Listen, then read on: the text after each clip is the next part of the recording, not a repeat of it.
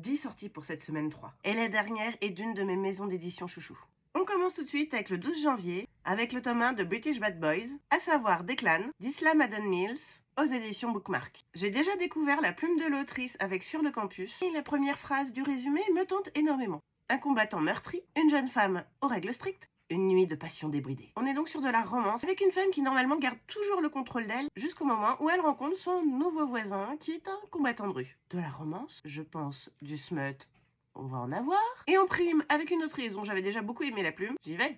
Toujours le 12. Et en prime, toujours aux éditions Bookmark, sort le tome 1 des Princes de Park Avenue, à savoir le Playboy, Della Frank et Brooke Blaine. Si j'ai tout bien compris, on va suivre un groupe de mauvais garçons. Et en prime, un pari qui va pas forcément être le plus délicat de la Terre. En effet, le pari va être de corrompre le petit-fils du doyen qui vient d'arriver à l'université. Le protagoniste principal est masculin, on est sur une MXM. Et le sujet du défi, lui, est apparemment hétéro. Est-ce qu'on ne serait pas sur de la trope Seulement toi? Peut-être, je vais voir ça.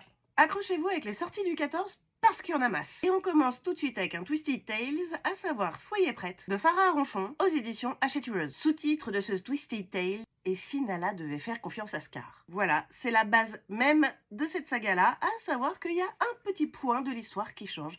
Et là, c'est Nala qui va faire confiance à Scar. Je me demande bien ce que ça va donner. On continue avec le tome 1 des Chroniques de l'Argot, à savoir Le sang et la mer, d'Adrienne Thomas, aux éditions Rajeunio Adulte. Petit rappel, de mémoire, Rajeunio Adulte, c'est à partir de 16 ans, pas avant.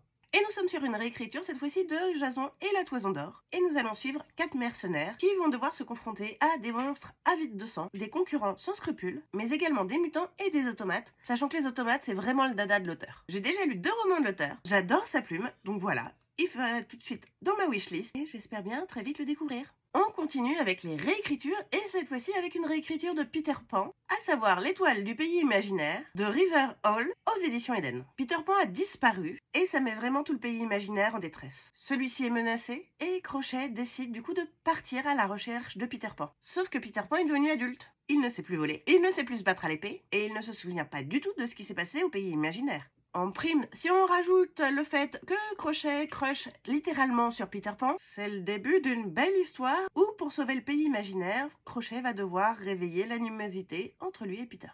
Tout pour sauver le pays imaginaire. Toujours le même jour sort jusqu'à leur dernier souffle d'Erin A. Craig aux éditions Casterman. Dans ce roman, on va suivre Hazel. Hazel qui a été promis au dieu des morts. Hadès est donc devenu son parrain et lui a permis de devenir la plus grande guérisseuse que l'histoire ait connue. Au toucher, elle est capable de savoir exactement de quoi souffre la personne et potentiellement de pouvoir le guérir. Sauf que forcément, tout n'est pas aussi simple. Et si jamais un crâne apparaît sur son patient, ça veut dire qu'elle va devoir lui donner la mort. Tout allait bien, même si elle avait des regrets jusqu'au jour où c'est le roi qui la sollicite et qu'une tête de mort apparaît sur celui-ci. Il va donc y avoir du complot politique, un panthéon de dieux à la moralité douteuse et apparemment un séduisant prince. En résumé, de quoi faire un bon bouquin.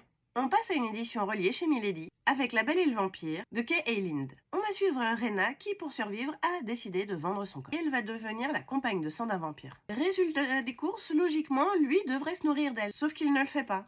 Et s'il le fait pas, c'est peut-être qu'il a des bonnes raisons et que peut-être qu'il la désire un peu trop. Encore le 14 sort La mémoire des vaincus de Bleu Guillou aux éditions Didier Jeunesse. Je n'ai toujours pas découvert la plume de l'autrice, mais c'est prévu pour cette année. Et j'avoue que généralement, ces résumés m'intriguent particulièrement. Dans ce roman, ce sont les souvenirs qui ont de la valeur. Ou plutôt la poussière mémorielle qui viennent des souvenirs. Anastasia a déjà vendu ses souvenirs.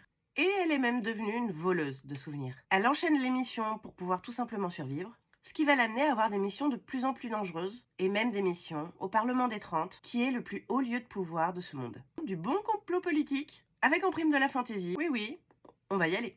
Pour finir, le 14 sort une bande dessinée avec le tome 1 d'Agence Lockwood et Associés, à savoir Les fantômes c'est mon métier, de Jonathan Stroud et Rachel Raka aux éditions Rue de Sèvres. Imaginez une Angleterre où il y a plein d'âmes de défunts qui se baladent. Et qu'en prime, chaque contact avec un défunt est mortel. Eh bien, c'est le pitch de départ de cette série où on va suivre des chasseurs de spectres. Et pour finir cette semaine, sort le 15 janvier le tome 1 de La brume sous les tours, à savoir Les flammes illusoires, de Sandy Bizot-Zero aux éditions Gulfstream. Comme je vous le disais, c'est une de mes maisons d'édition chouchou. En prime, si on parle d'illusion, d'étudiants maîtrisant l'illusion, d'une interdiction de quitter le lieu d'enseignement, et une peur de la population face à ces illusionnistes, déjà, le synopsis est vraiment pas mal. En prime, on suit un illusionniste qui souhaite devenir illusionniste royal, car pour elle, c'est la seule façon de découvrir qui sont ses parents. Bon, je vous préviens, ma wishlist est déjà en PLS, on est qu'en semaine 3 et ça promet.